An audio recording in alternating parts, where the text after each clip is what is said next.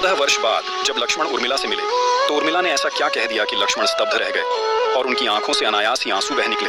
इतिहास राम और सीता की कथा तो कहता है, लेकिन उर्मिला की कहानी अब तक अनकही रह गई। जानिए उस स्त्री का रहस्य जिसकी निःशब्द तपस्या को आज भी समझा नहीं गया।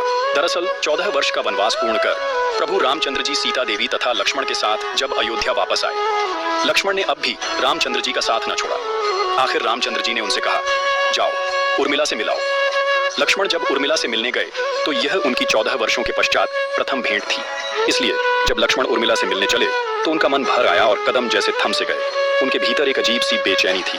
वर्षों तक राम के साथ धर्म निभाते रहे, लेकिन अब एहसास हो रहा था कि इस धर्म के निर्वाह में उन्होंने एक स्त्री के साथ, एक पत्नी के साथ, एक नारी के भावनाओं के साथ अन्याय किया है। उन्हें डर था, क्या उर्मिला अब भी उनसे उसी प्रेम से मिलेगी या उसके मन में शिकायतें होंगी। जिसने 14 वर्षों तक वियोग सहा, मौन तप किया, क्या वो आज भी चुप रहेगी या उसकी आंखों में वो सवाल होंगे जिनका उत्तर लक्ष्मण के पास नहीं। उर्मिला ने अपने पति को जो देखा तो कुशल क्षेम के शिष्टाचार वाले साधारण प्रश्न न किए। उसने जो पहला प्रश्न किया वह था, स्वामी सर्वप्रथम आप यह बताइए कि प्रभु रामचंद्र जी और आप दोनों के होते हुए भी मेरी बहन का हरण कैसे हुआ।